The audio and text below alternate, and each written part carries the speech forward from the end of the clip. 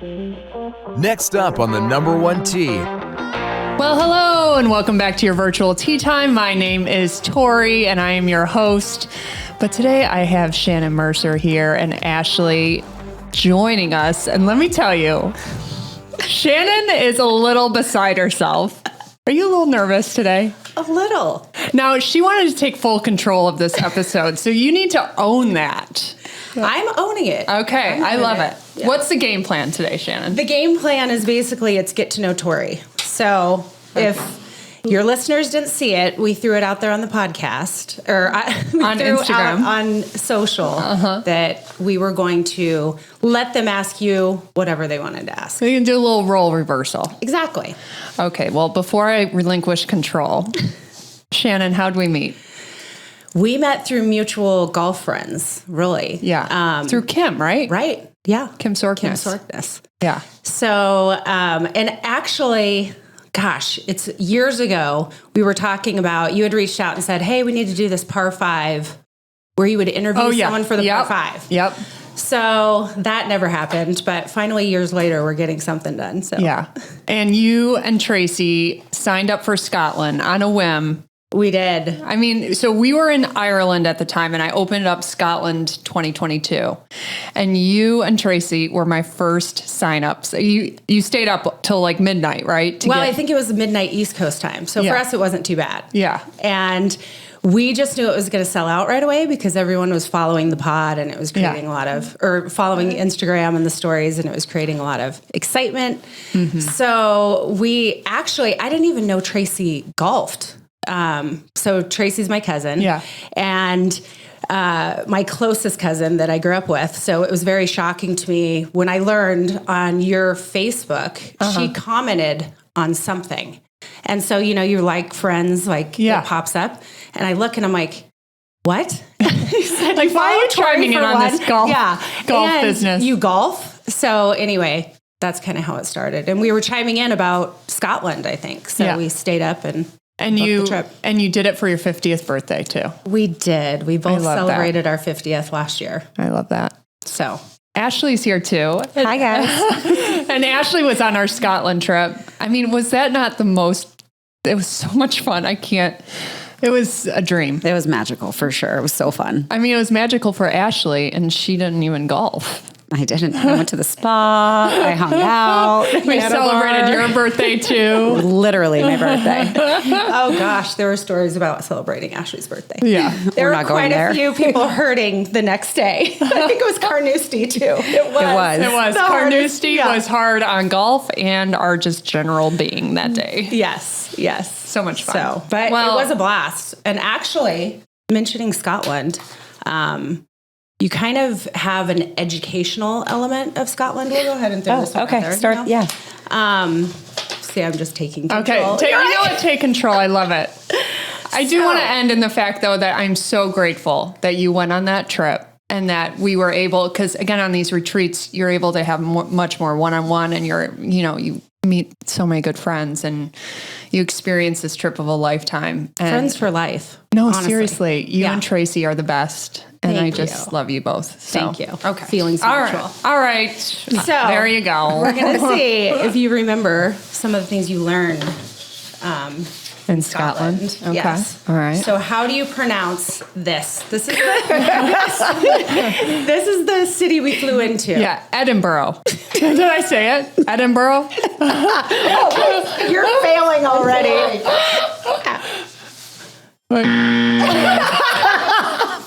Edinburgh. I can't not say borough.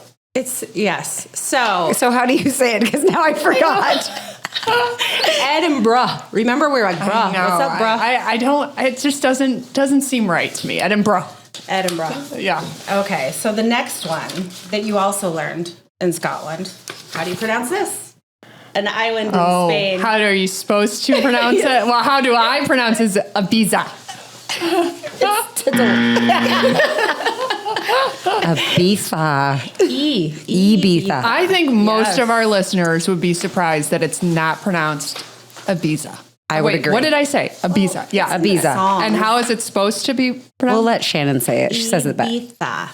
It's a TH. So after our 8-day Scotland retreat. Shannon and Tracy then proceeded to Spain for 6 or 7 days? Yeah, actually 8 days, 7 nights. Oh my God. I was in my bed. Yeah. Done. And you just kept going. How was that trip? It was amazing. And we bopped around the coast of the southern coast of Spain, and we went to Ibiza. So we were spamming you all with text and videos we loved it. And was Ibiza as much hype around it? We stayed away from the hype. I mean, we were celebrating our 50th, not like our 21st. Yeah. So, all right. But it was still amazing. Yeah. Yes. Excellent. Great food, great shopping. But I didn't play golf, so I'll have to make it back. Yeah. So anyway, your followers came up with so many questions. So there's 4 pages of questions here. We'll see how many we get through. Let's dive in. I love it. But it was actually kind of a reoccurring theme with your followers that they want to know more about you personally. Yep. So we're just going to start with the basics. Where did you grow up and how did you end up in Arizona? So I am born and raised in Rochester, New York. And gosh, how did we end up in Arizona? So as soon as I graduated high school, I moved away. I had a short stint in Florida for college, and I quickly learned college wasn't for me. And so my parents said, well, you can either come back to Rochester or move out to California and live with your sister, Alex. And Alex was already married and had Max already. Max was just about a year old. And so I moved in with her. And I ended up getting sober in California. And that is where I met Casey, my husband. And we eventually made our way to Phoenix because his family is here. So that is how I didn't even know that story. Yeah. So obviously the next question actually was, are you married? Do you have kids and what are their ages? Yes. So I'm married. I have 3 kids, Lucy, Charlie, and Alex. And Lucy is 17. She's almost 17. So she's 16 and Charlie's 15 and Alex is 13. Oh, you have your hands full. Yes. Yes. So how old are you? I am 39. I am 39. I am going to be 40 in May, and I'm a Gemini. Awesome. Are you doing anything plans for your 40th? So we'll be in Pebble Beach just about at my 40th. So there we go. Another birthday celebration on the. I know. Yeah, here we go again. I know. And actually, we might have a participant that's turning 50 at Pebble too. So it will be fun. It will be quite something. So do you have any pets? Oh, yes. So I've always had a lot of animals in my household. So currently I have 4 dogs, which actually was a secret to my mother because my mother will get so mad at me every time I get a new animal. So according to her, I only have 3 dogs, but I actually have 4. Words out now. We'll find out if she listens. Yeah, exactly. So when and why did you start playing golf? I started playing golf because Casey played a lot. So when we were first together, newlyweds, he used to play a lot, on the weekends. And I thought, okay, well, I probably went out with him once or twice and it was fun, at the range. And, I'm a softball player and tennis player. So I was able to hit it really far. And it was that was cool. Okay, I can get the hang of this. So I quickly fell in love with it and started taking lessons and there it just went. But it was because Casey played that I started. Because I did not grow up in a golf household. We were tennis all the time. We didn't belong to a country club. We belonged to tennis clubs.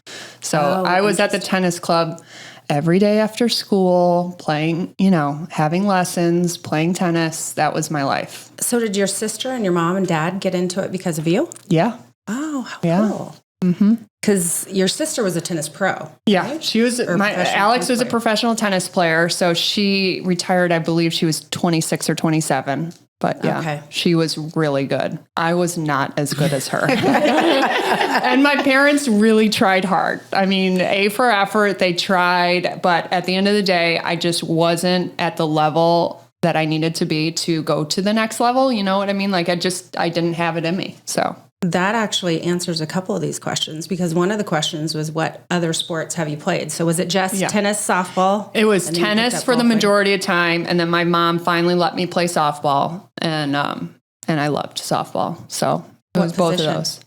Mostly catcher. Okay. And then I hurt my knee. So that took me out for about a year and a half. And at that point I was just outfield. But you had an arm then, obviously. Yeah. No more. Unfortunately, no more. So how long did it take you to get to be a single digit? And then how long to get to scratch? So there was some golf in New York, because we eventually moved back to New York for about 4 years, thinking that I wanted to raise the family there.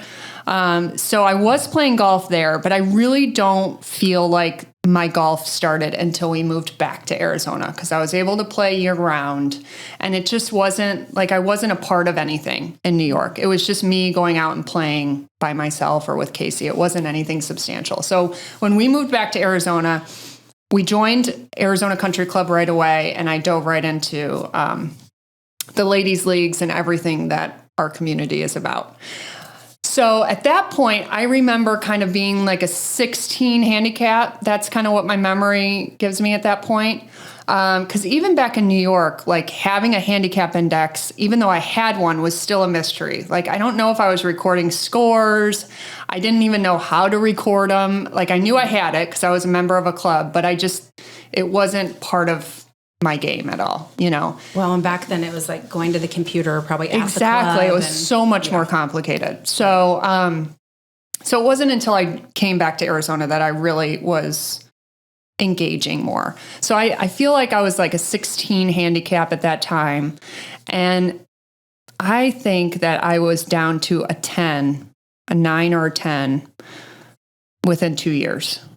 I remember getting paired with a 9 handicap right when I joined the ladies' league and thinking, wow, one day I will be a 9 handicap like that. Like, I looked at her like she was a movie star. I was like, wow, how did she do that? That's awesome. Yeah. And I think it took about 2 years to get down to there. And I think it's because I think it's easier when you have a little more distance, to be honest. I think when you can hit the ball a little further 100%. Than average, it just makes it easier because you're hitting shorter clubs. I mean, the fact is, it's a lot easier to hit a 9 iron than a 6 iron or a wood. And so when you can get it off the tee a little further, I just think it's easier to get your handicap down a little lower, faster. Mm-hmm. And in that time, in those 2 years, how often were you golfing? I would say a good amount, a healthy amount. Yeah. Yeah. I mean, the kids were young.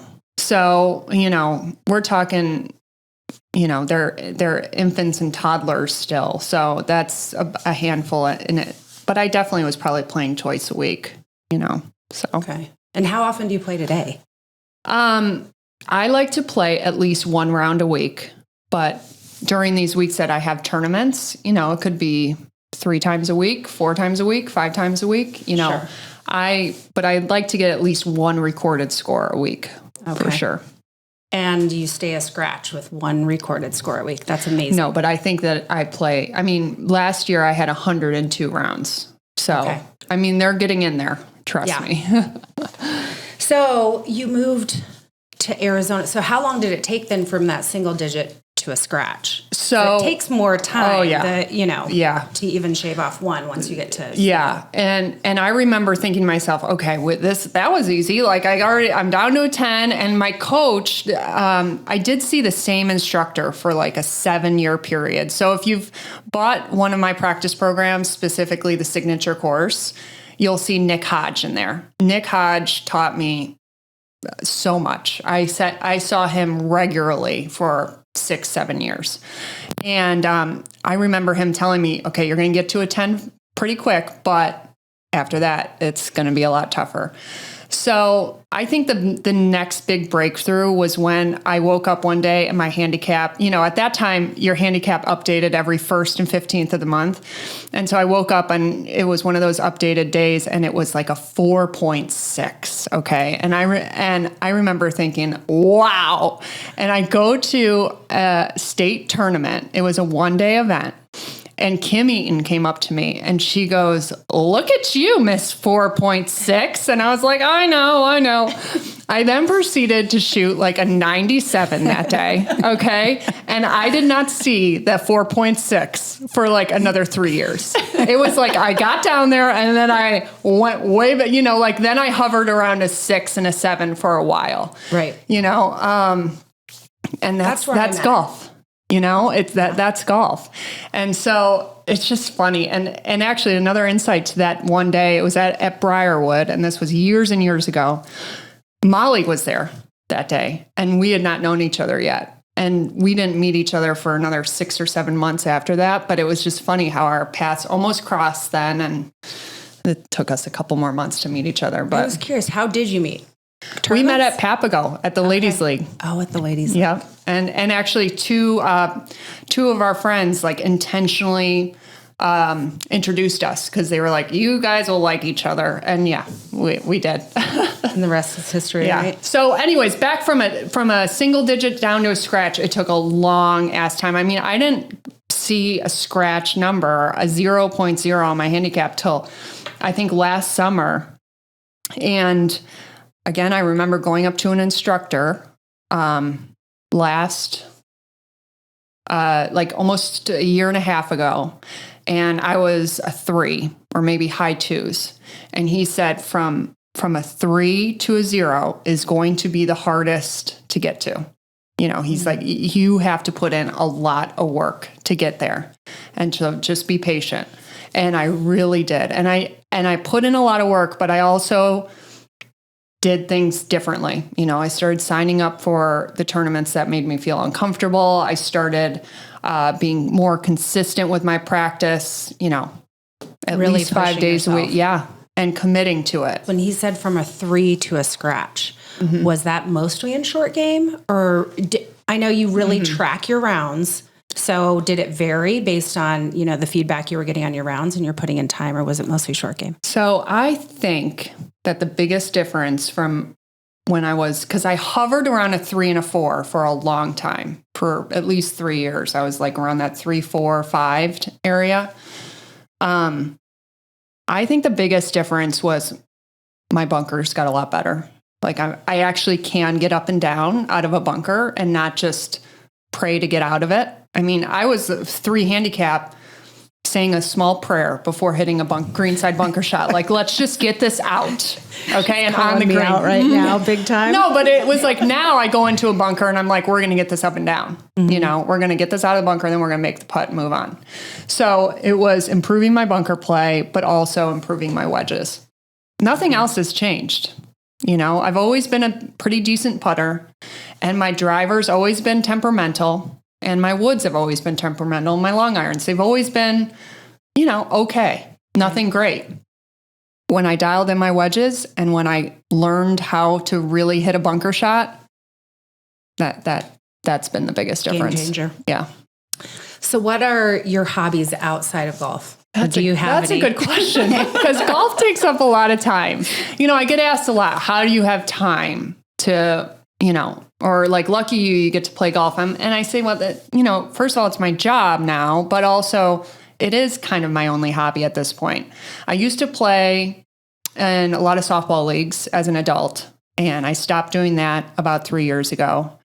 So that used to be a consistent hobby of mine. I said this on my stories the other day. I used to do a lot of arts and crafts. Like, I'd have an arts and crafts room in my house. I was wondering if you were crafty. Oh, I liked buying it. I liked buying it, and then we need the golf club. Organizing it. I can only imagine feeling your craft room. And yes, like. Organizing it and then looking at it.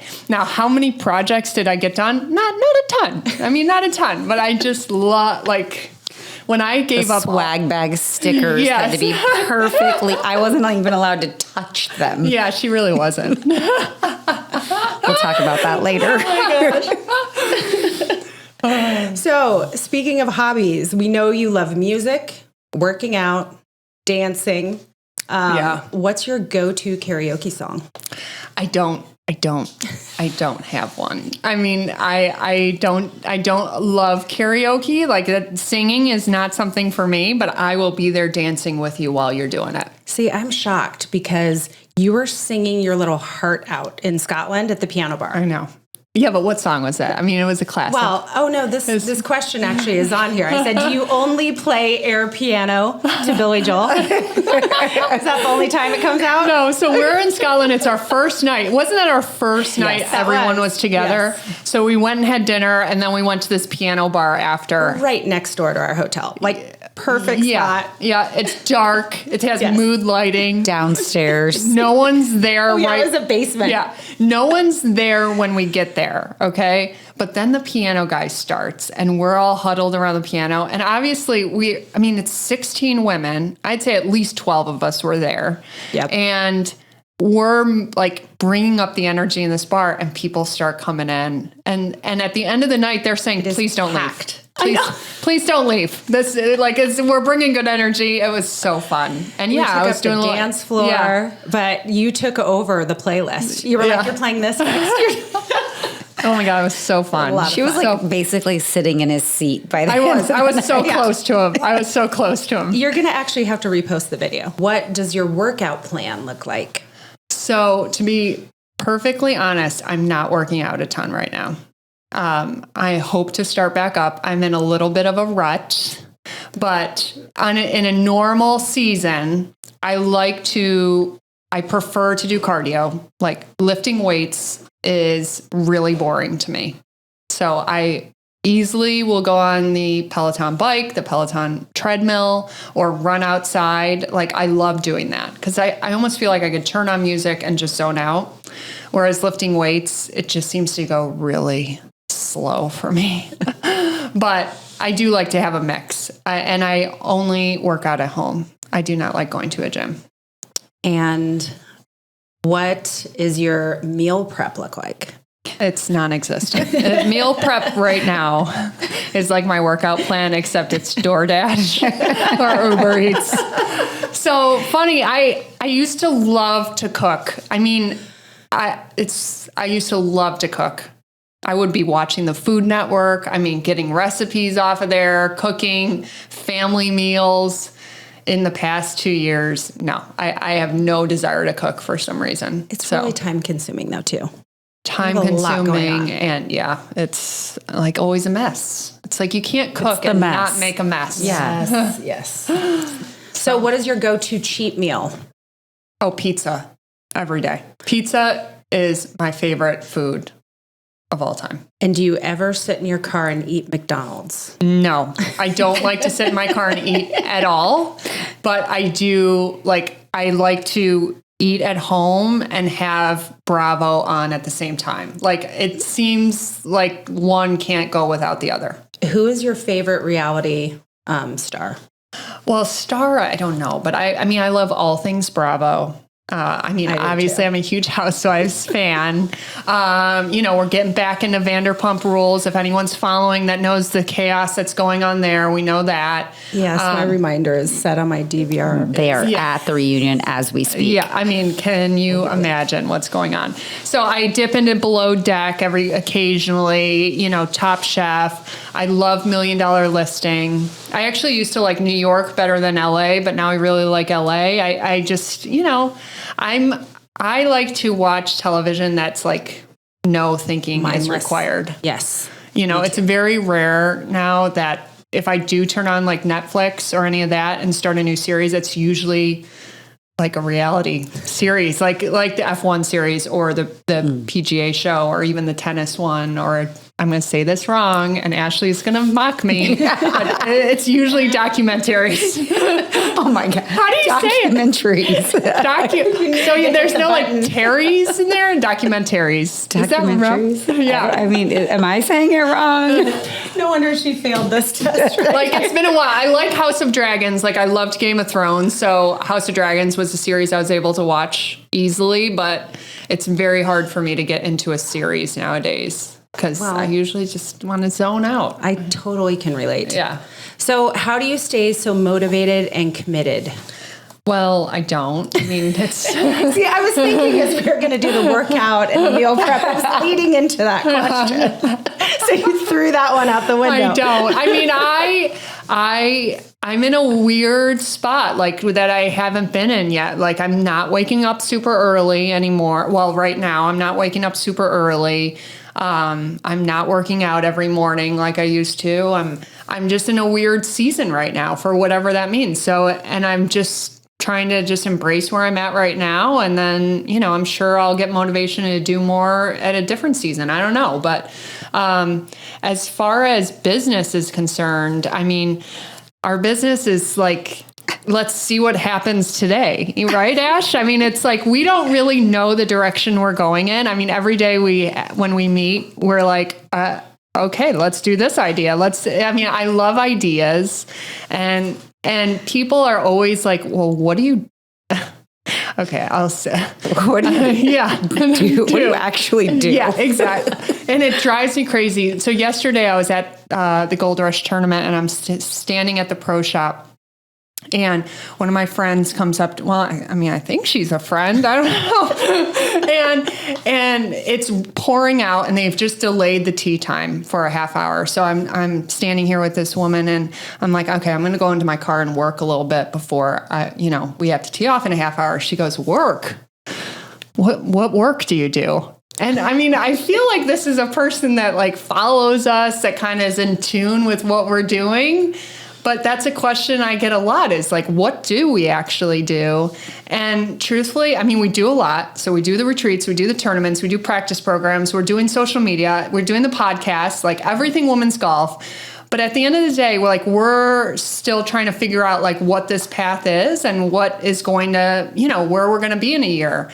So as far as staying motivated and consistent, I mean, I just keep showing up every day, and that's something that really is probably kind of like a sobriety thing too. Like, meaning like, I just have to show up, do the work, and we'll see what happens. We'll see what the future holds, but it's fun. It is fun. Do you have fun, Ashley? I do. Oh, you do? I actually was just telling her on the car right here that we were talking, and I was like, she's just, so you know, she's in like dreamer mode right now. She's like in ideas. Yeah. And then I start going, how are we going to do this? Yeah. A to Z. And she's like, woo! And that's another thing. Like it's like one day you wake up and you have tons of ideas and you have tons of dreamer mode, and you want to go 100 miles an hour. And then another day, like I could wake up tomorrow and be like not even into anything, and I can't even do an Instagram story. It's like you learn to roll with it. Yeah. Accept it. But also I find it hard because I'm a very creative person as well. Mm-hmm. When everything's so structured,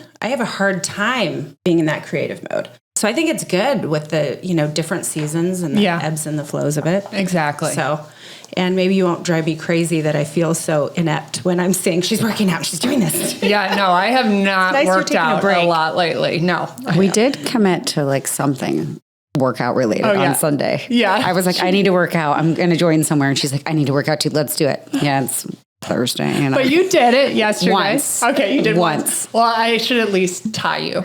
I'm going to go at 4:30 today, which is unheard of. Like if it's not done by 9 for me, it's not happening. And I'm going to go to a class at 4:30. I'm going to die. I'm the same way. Said she was riding the bike, staring out the window at McDonald's. Dreaming of cheeseburgers. The McDonald's question was not mine. Right. Okay, we're going to switch it up a bit and do a little this or that. Okay, so on the course, Bryson or Brooks? Bryson. I am a Bryson fan. I've said this so many times. I love Bryson. I'm so sad. Well, I guess they're both on the Live Tour, and we don't get to see them that much anymore, but I just love a good nerd. So off the course, Bryson or Brooks? Bryson. What? Bryson. Yeah, have I don't to like. agree. I Have don't you like not anything watched about Full Brooks. Swing? No, Yeah. I don't. Well, Sorry. okay, yes. I didn't know we were like going deep. Yeah, we're going Yeah, deep. we're supposed to go. I just thought this was like aesthetically off the course. Yeah. And honestly, I think okay. Bryson has some dude energy too, which I wouldn't be cool with. But if I have to pick, it's definitely Bryson. Yeah. Brooks is the epitome of a dude, Yeah. you know? Agreed. Yeah. Or another D word. But. Yeah. A couple of them. Okay. So hat or visor? I used to be only hats. And actually, Molly was the one that and she can vouch for me. She used to wear visors all the time. And I was like, take that visor off. It's so silly. And now I'm a visor girl. Okay. You know? Star Wars or Harry Potter? Star Wars. Rap or country? Rap. Call or text? Text. Voice text.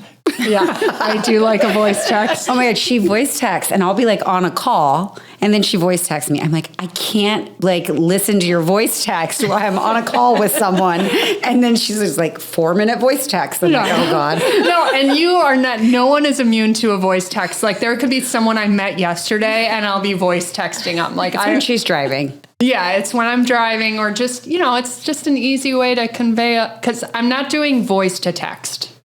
Like, you know how that's like a thing? Talking like, to the phone. Like there's too much editing involved with voice to text. So I just do a voice memo. Yeah, well, she sends the voice memo with 74 instructions that I have to then take physical notes on because the voice text goes away unless I remember to save it. So it's a thing. It's definitely a lot. thing. Yeah. Weights or cardio? I think you already answered that cardio. one. Yep. Funny or hot? Funny. Read a book or watch a movie? Probably watch a movie, but I do enjoy reading a book too. But I'd say more realistic, it's You gotta movie. own one. Really, it's got to be movie then, because I can't think of the last book. I mean, I've been on the middle of one book now for freaking 3 months. For anyone that follows Instagram, I think she's still reading the book that she took to Scotland. Yeah, exactly. Lays or ruffles? Probably Ruffles. Rake or swipe with your foot? No, I am raking, and everyone else needs to start raking again too. I told her this was going to fire you up. I love it. It's not COVID anymore. We need to start raking the bunkers again, please. But you never just did a little swipe Never. ever? I'm sorry. At the I've Desert done it. Classic, I wanted to Yeah, it's have not. a couple words with a couple of the Yeah. gals. Oh. Rake, ladies. Practice or play? Practice, unless it's playing in a tournament. I'd rather play in a tournament than anything else, but practice rather than just a casual round. Never, okay, this is yours. Never miss a fairway or never 3-putt? I go back and forth. one I mess up. You know what? I am going to always say never hit the ball. So my question is usually, would you rather hit like a 250-yard drive on your target every single time or never 3-putt again? And I've always been the first, meaning never or always a long drive to your target, because my driver's always been my nemesis. Always. Mm-hmm. I feel comfortable putting. And even if my putting's off, I could usually fix it pretty quickly. So if I could take the driver stress off of my shoulders, I'm going to take that every day. Now, that's not the popular answer, but I got to stand by it. I'm that answer too, though. But you hit such a long ball. I do. So you can really get yourself into some trouble sometimes. I do feel like my driver costs me more strokes than my putter. I honestly can stand behind that. Doesn't your But I know Broncos that tell there's you? certain people out there that are rolling their eyes right now. Okay. And we can talk later about that. Have you been tracking it on Arcos, though? No. So my Arcos, pager thing, what do they call it? The little Ping, thing. isn't it? Belt clip. Yeah. It looks like a pager that you have to put in. I actually put it in the shorts and the Lulu skirt, but it was broken. So I just got a new one. I got to reload everything. Okay. All right. So back to the questions now. When did you establish a handicap and what was it? We kind of covered that actually, but did you establish it right away? Because I know you want ladies to. No, it wasn't right away. But again, it was so much more complicated, or what it seemed like to be complicated. Sure. And back, 20 years ago than it is now. It's so easy now. So, and I also think it just wasn't talked about a lot, know? So, for any ladies listening, if you have not established your handicap index yet, sign up. You can post 9-hole scores, 18-hole scores, whatever. You'll get one very fast, and it's worth it. So when you were new to golf, what did you practice the most? And looking back, would you make any changes, or what would you recommend? So, for a long time, I was going to lessons trying to fix my driver. How often? Only trying to fix your driver. But I would get a lesson when my driver wasn't feeling good, which was the majority of the time. I never went and got a lesson because I needed help chipping. Okay. That was never something even though my chipping wasn't good, that's not why I'm getting a lesson. I'm getting a lesson to hit the ball far and straight more. That was always my mindset. So, I regret not working on my short game sooner and not consistently practicing. So I would get lessons. But again, if you get a lesson and you don't practice after, it's really a waste of time and money. So it wasn't until, again, that I lost one club championship a long time ago, and it really, really stung. It was a really bad loss, lose your sleep, embarrassing. It just stung. I remember after the match going up to the ladies' locker room and just bawling my eyes out. Marianne, one of my dearest friends, came into the locker room and was hugging me and saying, it's okay. I just remember that moment of how distraught I was after that club championship. And so after that, I asked my coach, Nick, at the time, I said, what do I need to practice? Give me a plan. Because if I don't have a plan, then I'm just going to go to the range and do whatever, hit a bunch of 7-irons and then just start whacking my driver all over the place. Because that's really what I did. So he gave me a specific plan. He gave me 2 of them so that every day I could switch, that I wasn't doing the same thing every time. And that's when I started following that. And that's really when I started practicing with intent. And I really started to get better, and that's, again, when the 6-week program came to life and we did that program together. So, and that really is huge for the beginner golfers to the advanced golfers. If you just go out there without a plan, then you just don't a waste of time. Accomplish much. Yeah. Besides warming up. Yeah. You got to give yourself, so go out there with, a plan of what you're going to do, even if it's just chipping to 3 different targets for 15 minutes. But while you're doing it, take in the shots, okay, I'm hitting my pitching wedge to this target and it feels really good and it's going this far. You take the time to actually absorb what's going on, and you're not just out there to whack balls and not paying attention to the feedback that it's giving you, Right. So that's really good. So what is your golf goal this year? My golf goal for this year, I would like to win Player of the Year again. I would like to get that again for Arizona. But more importantly, I think I want to win an individual tournament. So I've won plenty of partner events before, and I've won plenty of club championships too. We're not going to count those. I want to win another individual tournament that's outside of the country club, either state or maybe I'm in another state doing it. I don't know, but I would like to win an individual event outside the country club. That's awesome. So do you have a go-to thought when you're having a bad round? How do you get back on track to be in a positive headspace? Yeah. So I feel like I've accumulated enough evidence at this point to know, okay, I started with a double bogey, but remember that round when I started with a double bogey and I had an amazing round after that? Or remember that one round where I shot a 41 on the front, but then turned around at a 35 on the back? Like you build this evidence of like confidence boosters that the quicker you can get out of that dark place on the golf course, the better. Like you have to for me, I have to find a game within it, like, okay, I just had a shitty first 4 holes. That sucks. Let's try and make the last, how many holes is that, Ash? Just math. Last 14 holes. Thank you. 14? Yeah. 13 holes. Really good. Like let's try and go even par for the last 13, 14 holes. Like, let's do it. You've done it before. Mm-hmm. Let's try and do it again. Or let's say it still doesn't pick up. Okay, back nine, let's have the best back nine ever. Or if I'm struggling hitting my driver that day, okay, let's just hit the driver. Let's get in the fairway on this hole. Let's just get in the fairway. Okay. Even if I'm not using my driver, maybe I have to start using my hybrid off the tee. Like I have to make it a game inside myself so I don't stay in that spot of, fuck, I just doubled the first hole. That hole's so easy. What a waste, right. Or getting in that mindset of just, getting down on myself, Right. So we've all had those rounds that we've turned it around before. So that's good. So how many aces do you have? Or do you have an ace? I have 2. Okay. One at Papago. My first one was at Papago, number 11, gap wedge. I don't remember the yardage, but it was with Kim. And with Kim Eaton. And it was at our President's Cup. And again, I think that was before I met Molly. I mean, that could have been 10 years ago.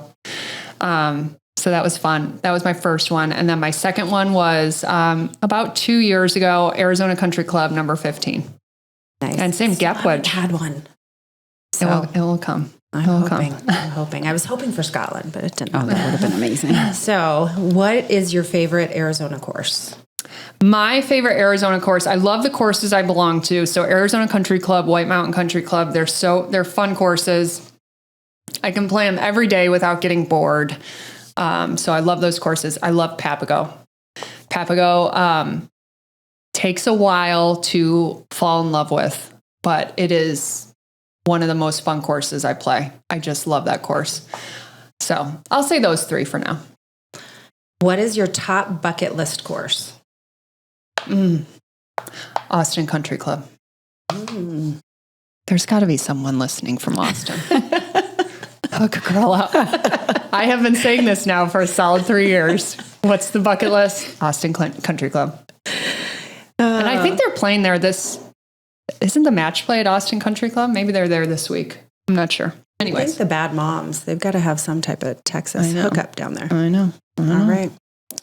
So he's a 10, but he doesn't golf. I don't think I could do it. There's no way. Been there, done that, 0. Unless he's very good at something else. He's a 10. Just look at him. No. I know, but is he a 10? Like, he's got to be really good at something. He's got to be really good at something. It's some other sport. Next question. Which is your favorite tourney to play in and why? And you can't say Desert Classic or Gold Rush. Okay. My favorite tournament to play in. It has changed over the years. So, I used to love playing in all the club invitationals, guest days. If you're just getting into golf or you've been in it a couple years, those country club invitationals and league invitationals and guest days, they are so much freaking fun. So much. That's a reason to get your handicap index. Just that, so that you can be a guest or have a guest at your country club and play in these events. And this is for all handicap index ranges, and a little bit less pressure because you have a partner to lean on. Exactly. So. And they're made to have a good time. So anyways, my favorite, I don't know. I just love to compete. So she lights up. You ask about a tournament. I love to compete. And I've actually grown to love competing in individual events. So for a long time, I was avoiding any individual events. I'd play in the club championship. But that's about it. Like, why would I sign up for an individual tournament that you're lonely as fuck? You're going to disappoint yourself. You might shoot a million, okay? And you have to show up the next day to finish the tournament. Like, why am I going to do that? Like, no. So I've grown to embrace the individual tournament. It did take some time. So if you're in that same space I was, like, I get it. They're fucking scary. And you ask yourself, like, why would I do that? Like, that's not fun. It's not fun as the partner events. But if you embrace it, you will find why they are a good time. Feel like you're calling me out. Well, and you test yourself. I think it's all like the testing yourself. And trust me, even this past year, I mean, I was in DFL multiple fucking times, okay? Like after the first day, I had 2 separate tournaments that I blew it the first day. I mean, beyond blew it. So I go and I have to show up for another 2 freaking days. And I'm already in dead fucking last. And one of them, like, there's no getting out of DFL. I was so far in DFL and it was so embarrassing. But again, I had to make a game out of it. It's like, okay, I'm showing up today. Let's be freaking most improved. Let's at least, if the field is 60 women, let's at least have a better score than half of them or, a quarter of them. Like, you got to make something out of it, and trust me, I've learned a lot doing it. So this question came in from potentially the answer to this question. So we'll see. Who is your biggest rival in golf? As in, who do you look forward to competing against, but also beating? Okay. So I'm going to get real with you too with this. Okay. We don't have a ton of time, so we might have to wrap it up, but And this would be a good question to end with, and maybe we'll have a part 2 to answer some of the other questions. Like 3 more sheets to go. Sorry, ladies. Molly and I are best buds, but it is very tough for us to compete against each other. And it's gotten better. I don't think we do it a lot intentionally, but it's tough sometimes to compete against your friends. And I get that. Like you usually have like 1 or 2 people that you always keep your eye on. Like you're like, okay, I want to beat these 2 people. Like you want to beat this certain person more than others for whatever reason. So it has been very tough. So again, if you're feeling that way, like totally get it. Been through that. As far as like someone that I prefer to beat, I mean, I always want to beat Kim Eaton. Okay. But she understands that. Like, it's just because she's always been my idol and someone that is like been up on this podium, like the best golfer I knew. Like if I can beat Kim, that's like a big deal to me. So, but as far as rivals are concerned, I mean, I don't know. I've met so many wonderful golfers lately that it's just about doing my best at this point, showing up and doing my best and seeing what happens. I love it. So, thanks, Tori. We do have a lot of questions, so we might have to do a part 2. We'll do a part 2. We appreciate all the participation from everyone listening. Thank you for helping putting this show together, Shannon. For sure. And Ashley. Thank you. One more. Actually, we're going to end on this one. Okay. It's if you had one outfit to wear. Yeah. Forever. And it can't be a paid sponsor or anyone you get any perks. Okay. For a golf outfit. Yes, golf outfit. It would be a navy skirt and a white tank top and then like hot pink shoes, hot pink hat. That's my favorite outfit. Boom. That's my favorite outfit. Boom. Thanks everyone for listening today. On to the next. We will have a part 2. Stay tuned.